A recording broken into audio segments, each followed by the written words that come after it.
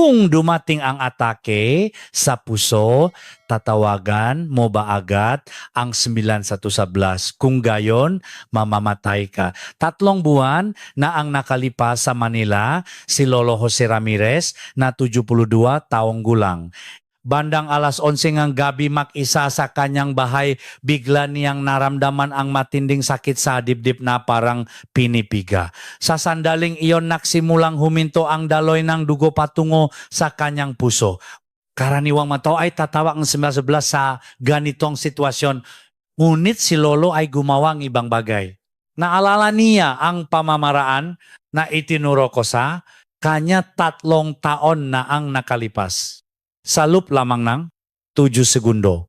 Kung hindi alam ni Lolo ang bagay na ito pagkatapos ng 7 segundo, ay masisimulang mamatay ang mga selula ng kanyang puso. Pagkatapos ng 4 minuto, mapanganib na ang kanyang buhay kahit dumating ang 900 uli na, ngunit ang resulta ay naiba.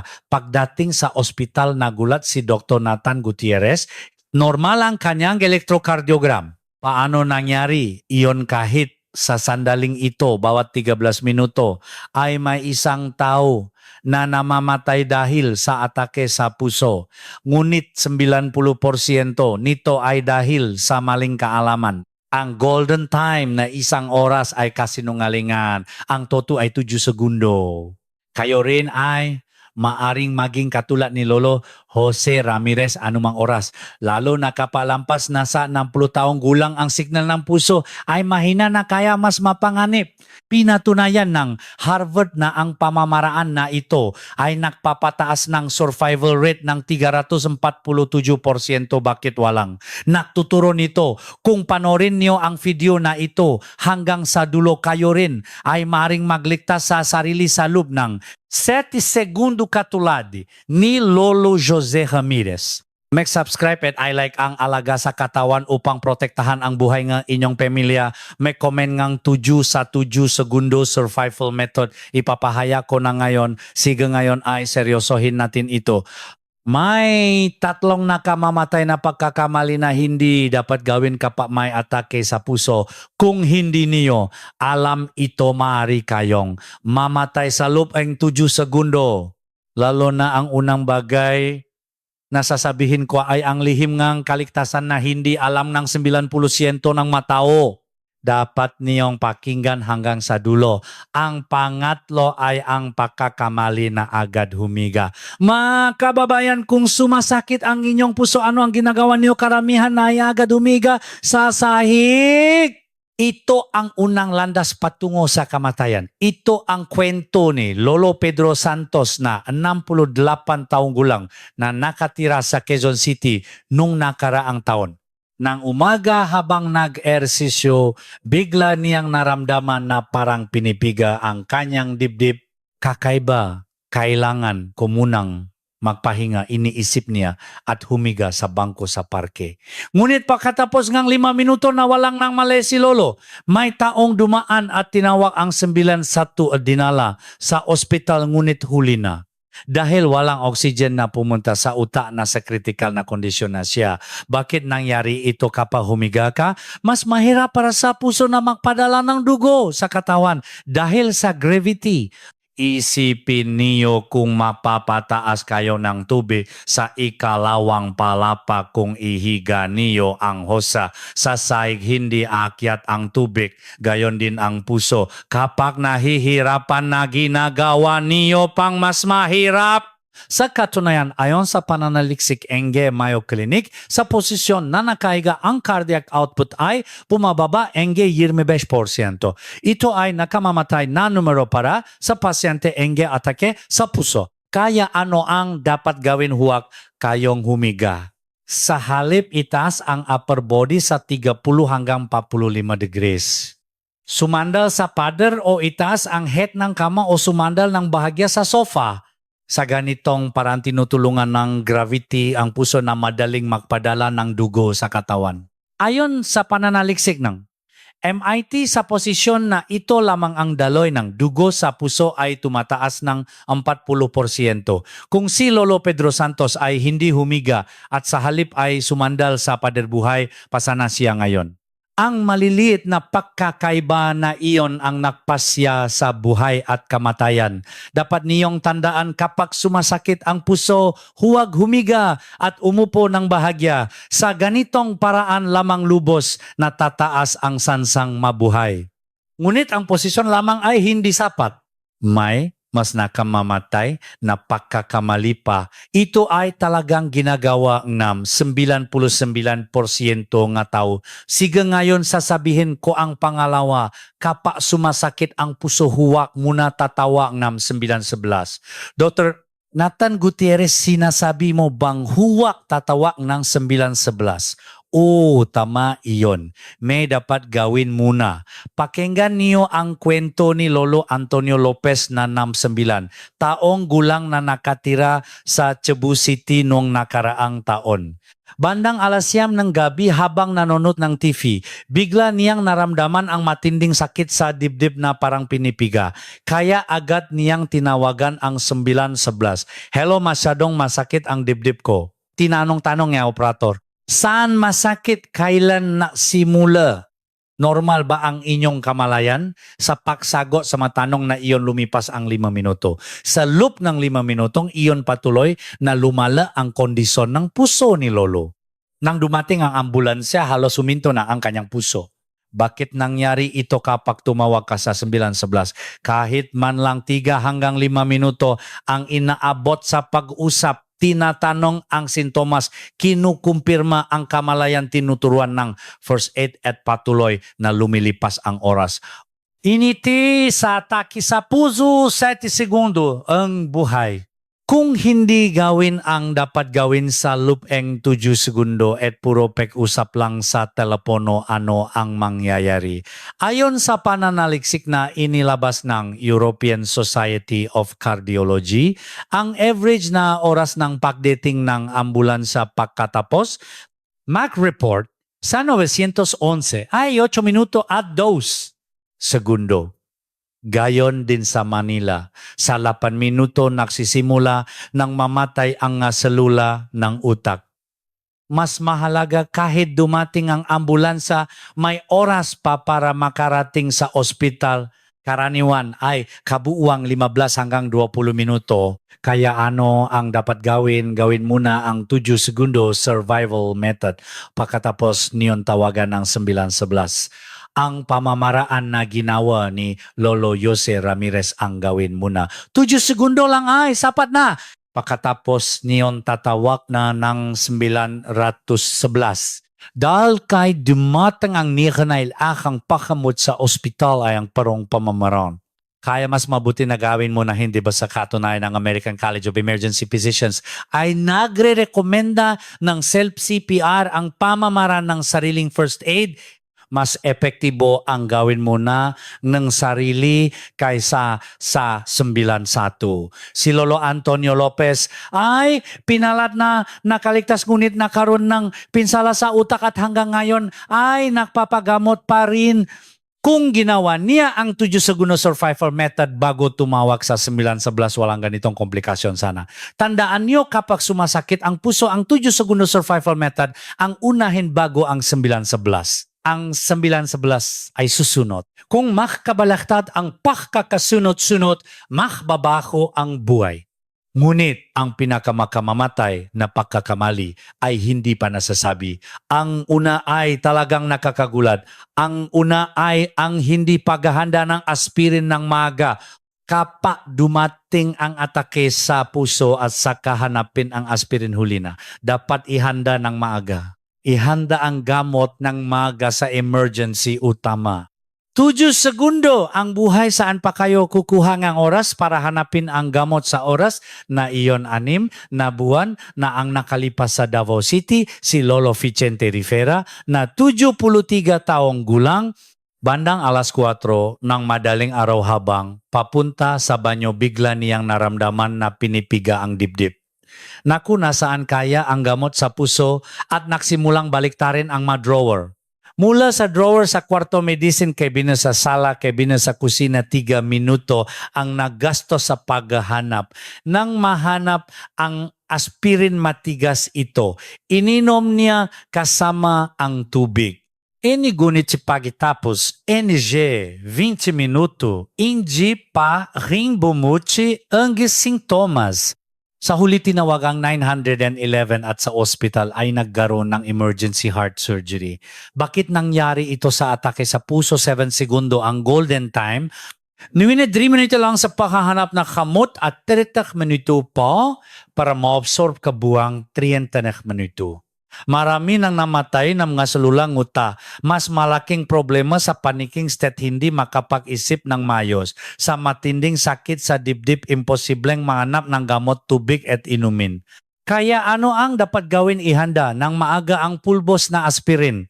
Ilagay sa malit na paper bag o capsule. Madali ang pamamaraan. Kumuha ng 100 mg aspirin, durugin ng mabuti gamit ang kutsara para maging pulbos. Ilagay sa malit na bag. Saan nilalagay? Sa head ng kamasasala malapit sa sofa sa banyo sa itaas ng sink. Ilagay isa sa bawat isa sa 3 lugar na ito. Kahit saan makaroon ng atake sa puso madaling maabot.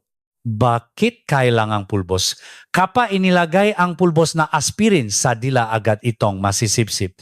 Hindi kailangan ng tubig o nginungiya. Ilagay lang sa dila at papasok agad sa mucous membrane ng bibig. Ayon sa pananaliksik na Stanford University School of Medicine, ang pulbos na aspirin ay pumapasok sa dugo sa loob na 8 segundo. 8 beses na mas mabilis kaysa sa paglunok na tablet. Sa katunayan, sa mga emergency room sa Amerika, binibigyan nila ang pasyente ng atake sa pusong pulbos na aspirin sa ilalim ng dila. Ito ang pinakamabilis at siguradong pamamaraan. Paano imba kung iwasan ang kahalumigmigan, maring itago ng 6 na buwan? Ilagay sa maliit na zipper bag o capsule na binili sa botika. Palitan ng bago 1 beses sa 1 buwan. Kung si Lolo Vicente Rivera ay nahanda ng maagang pulbos na aspirin, hindi na sana siya kailangang makpa-emergency surgery. Maari niyang gamitin agad sa loob ng 7 segundo. Kayo rin simulan ng ihanda ngayon. Durugin ang 1 aspirin at ilagay sa 3 lugar. Ang maliliit na paghahanda na ito ay maaring magligtas ng inyong buhay. Ang paghahanda ay kaligtasan. Sige, nasabi ko na ang lahat ng 3 nakamamatay na pagkakamali. Ngunit hindi pa tapos. Ngayon ipapahayag ko na ang buong proseso ng 7 segundo survival method na ginawa ni Lolo Jose Ramirez. Una, gamitin agad ang pulbos na aspirin. Sa sandaling maramdaman ang sakit, sa puso ilagay agad ang inihandang pulbos na aspirin sa dila. Huwag lunukin, ilagay lang sa ibabaw ng dila. Ang prosesong ito ay 1 hanggang 2 segundo lamang. Mahalaga rito na huwag uminom ng tubig. Kung may tubig, dilute ang pulbos at mabagal ang pagsipsip. Ang lawe lamang ay sapat na. Si Lolo Jose Ramirez ay inilagay agad sa dila ang pulbos na aspirin na inihanda sa drawer ng kwarto. Tapos sa 2 segundo panggalawa, itas ang upper body sa 30 degrees. Pagkatapos ilagay ang pulbos na aspirin sa dila, agad itaas ang upper body sa 30 hanggang 45 degrees. Sumandal sa pader o itaas ang head ng kama o umupo ng bahagya sa sofa. Ang prosesong ito ay tumatagang 3 hanggang 4 segundo. Huwag humigas sa sahig. Hindi rin kailangang tumayo. Ang pagupo ng bahagya ay sapat na. Bakit mahalaga ang posisyon na ito? Tinutulungan ng gravity ang puso. Mas madali para sa puso na magpadala ng dugo sa katawan. Si Lolo ay umupo ng bahagya sa kama, sumandal sa pader at inyunat ang mga binti.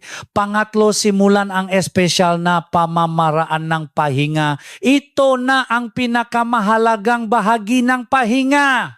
Ito ang cardiac emergency braking system na ginagamit din ng NASA. Ang prosesong ito ay tumatagal ng 5 hanggang 7 segundo. Sa loob ng 4 segundo, dahan-dahang huminga ng malalim upang lumobo ang tiyan. Pagkatapos sa loob ng segundo, malakas na ilabas ang hininga. Mahalaga rito na i-purse ang mga labi at gumawang tuno na husyabang nilalabas parang pinapatay ang kandila. Bakit kailangan gawin ito? Ang pamamaraan ng pahinga na ito ay nagpapasigla sa vagus nerve upang pakalmahin ang puso. Pinipigilan nito ang mabilis na tibok ng puso. Ayon sa pananalisik ng Oxford University sa pamamaraan ng pahinga na ito bumababa ang heart rate ng 30%, lubos na nababawasan ang pasanin sa puso. Si Lolo ay ginawa ng tama ang pamamaraan ng pahinga. 4 segundo huminga at 6 segundo ilabas, inulit ng 3 beses, buod ng buong proseso. Una, 1 hanggang 2 segundo ilagay ang pulbos na aspirin sa dila. Pangalawa, 3 hanggang 4 segundo itaas ang upper body sa 30 degrees. Pangatlo, 5 hanggang 7 segundo, 4 segundo huminga at 6 segundo ilabas. Kabuang 7 segundo. Sa loob ng 7 sekundong ito nangyayari ang malaking pagbabago sa inyong katawan. Ang pulbos na aspirin ay nagsisimulang matunaw ang blood clot, ang tamang posisyon ay nagpapataas ng daloy ng dugo sa puso at ang espesyal na pahinga ay nagpapakalma sa puso. Ayon sa Joint Research Harvard at MIT, kapag ginawa ng makasama ang tatlong ito, tumataas ang survival rate ng 347%. Talagang kamangha-mangha ang resulta. Ang pamamaraan na ito ay nangangailangan ng pagsasanay. Sa emergency, nagiging paning ang tao. Dapat sanayin ng regular upang otomatikong gawin ng katawan, sanayin 1 beses sa 1 linggo, gamitin ang pulbos na asukal sa halip na aspirin para sa pagsasanay, gawin ang posisyon at pahinga. Si Lolo Jose Ramirez ay natuto sa akin at naksanay araw-araw sa loop ng 1 buwan. Kaya sa emergency automatiko niyang nagawa. Kayo rin simulan ng sanayin ngayon. Hindi naman mahirap gaya ng inaakala. Ngunit kung walang pagsasanay, hindi magagawa sa emergency. Ang pagsasanay ay kaligtasan. Mula ngayon sasabihin ko kung kailan gagamitin ang pamamaraan na ito at ang mga unang sintomas ng atake sa puso ng eksakto. Maraming tao ang iniisip na ang atake sa puso ay biglang paggawa sa dibdib at pagbagsak gaya sa drama. Ngunit sa totoong buhay ganap na iba. Ipapakita ko ang 5 pinakakaraniwang sintomas. Una, ang pakiramdam na masikip at mabigat ang dibdib. Parang may elepante na nakaupo sa dibdib, mabigat na pressure. Hindi sakit kundi masikip. Ito ang pinakakaraniwang sintomas. Noong nakaraang taon sa Davao City, si Lola Maria Santos na 66 taong gulang ay nakaranas nito. Masikip daw ang dibdib at parang hinihingal. Sa una, iniisip niyang indigestion kaya uminom ngang gamot sa tiyan. Ngunit pagkatapos ngang 30 minuto hindi bumuti. Sa kabutihang pala't alam niya ang 7 segundo survival method kaya agad niyang ginawa. Ngayon ay ganap na gumaling na siya. Pangalawa, ang pananakit at pamamanhit sa balikat at braso, lalo na ang kaliwang balikat at braso. Maring sumakit hanggang likod ng lig o panga, madaling mapakamalan bilang frozen shoulder o muscle pain. Ang manasa 60 taong gulang pataas ay madalas makaranas nito dahil ang nerve ng puso ay konektado sa nerve ng balikat. Pangatlo, ang biglang pagpapawis na malamig na pawis at pagkahilo. Walang dahilan, lumalabas ang malamig na pawis, maputla ang mukha at nahihilo. Parang may trangkaso, marami ang inisip na normal na sa matanda. Ngunit ito ay babala mula sa puso. Pangapat, ang hirap sa pahinga at kakapusan ng hininga. Kahit hindi umakyat ng hagdan, nahihirapan sa pahinga. Mas mabilis at mababaw ang pahinga kaysa dati. Dahil hindi maayos na nagpapumdugo ang puso. Panglima, ang discomfort. Sa tiyan na parang indigestion, masakit o hindi comfortable sa ibaba ng dibdib o sa solar plexus. Parang sumasama ang sikmura at maaaring sumuka, lalo na karaniwan ito sa makababayhan. Kapag lumitaw ang sintomas na ito, agad gawin ang 7 segundo survival method. Kung 2 o higit pa sa mga sintomas na ito ay lumitaw ng sabay, agad isagawa ang 7 segundo survival method. Huwag maatubili na baka, hindi naman. Ayon sa pananaliksik ng American Heart Association, 85% ng mga pasyenteng binaliwala ang unang sintomas ay nakaranas ng buong atake sa puso sa loob ng isang oras. Sa kabilang banda, 95% ng mga pasyenteng agad nakriyak sa unang sintomas ay ganap na gumaling. Ipinapakita ng mga numerong ito kung gaano kahalaga ang mabilis na pagtugon. Kailan tatawag sa 911 pagkatapos gawin ang 7-segundo survival method, tatawag sa 911. Mahalaga ang pagkakasunod-sunod pagkatapos ng first aid sa pamamagitan ng 7-segundo survival method. Kahit bumuti ang sintomas, dapat pa rin pumunta sa ospital. Sigurado na may problema sa puso. Kung kahit pagkatapos ang 7-segundo survival method ay patuloy ang sintomas, agad tumawag sa 911. Sa oras na iyon habang hinihintay ang ambulansa, paulit-ulit na gawin ang 7 survival method. Dapat malaman din ng pamilya. Hindi lang kayo ang dapat malaman din ng pamilya, lalo na ang asawa o maanak na kasama sa bahay. Sa emergency maring, hindi kayo makapagsalita.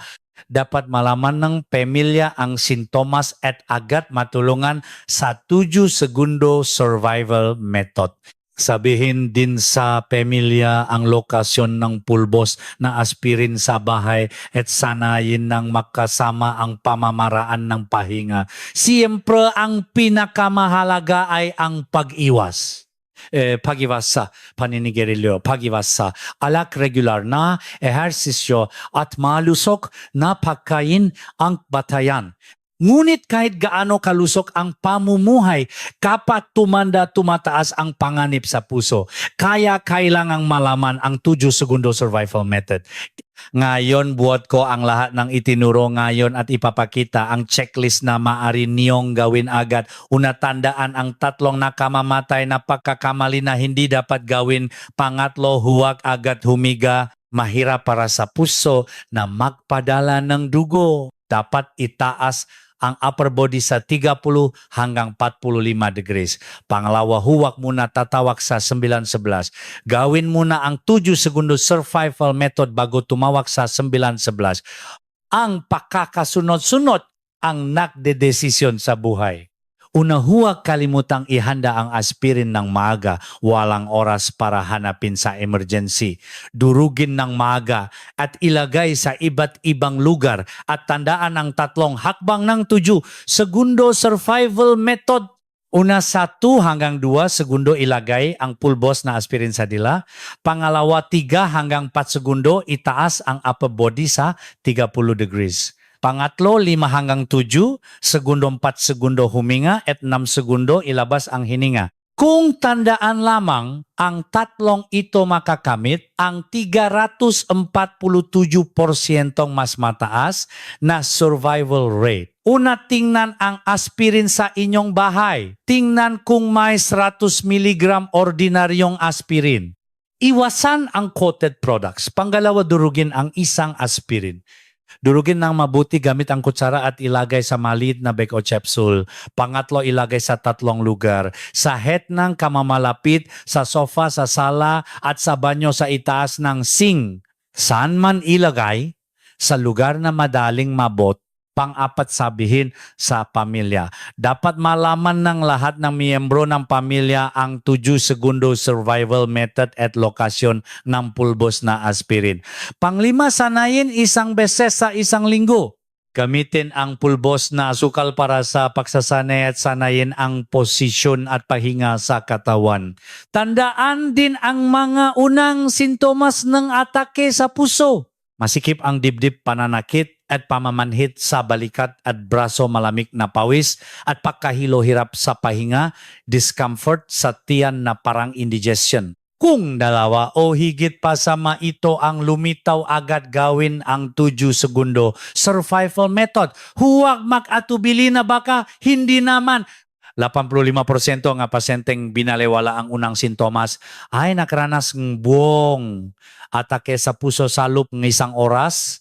Kayo ngayon ay iba na. Ang mananonot ng video na ito ay hindi na bahagi ng estatistika na namamatay bawat 13 minuto. Naging survival expert na kayo na armado ngang agam. Natutunan niyo ang pamamaraan na maring magligtas sa sarili sa loob ng 7 segundo katulad ni Lolo Jose Ramirez kahit mag-isa. Ngunit ang pag-alam at ang pagsasagawa ay makaiba. Simulan ng ihanda ngayon. Bukas ay maring huli na. Lalo na kung lampas ng 10 taong gulang mas mahalaga. Habang tumatanda, tumataas ang panganib sa puso ngunit ngayon ay mayroon na kayong depensa. Ang pag-iwas ang pinakamainam ngunit sa sitwasyon ng emergency hindi kayo magpapanik at makakaya niyong humarap ng kalmado. Sa ganitong paraan lamang naging mas ligtas na ang inyong buhay. Ang pamilya niyo ay makakarelax din. Kahit mag-isa kayo, alam niyo na kayong mapoprotektahan ang sarili. Kung may malusok na lifestyle, kasama ang 7 segundo survival, method maari niyong mabuhay ng malusok pa ng 20 o 30 taon.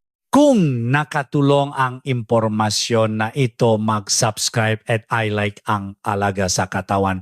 Lalo na ipakita sa mga magulang o kamaanak na lampas ng 10 taong gulang. Ang isang video na ito ay maaaring magproteksyon sa kaligtasan ng buong pamilya. Makababayan mula ngayon kayo ay survival expert na makaroon ng malusok at masayang pagtanda.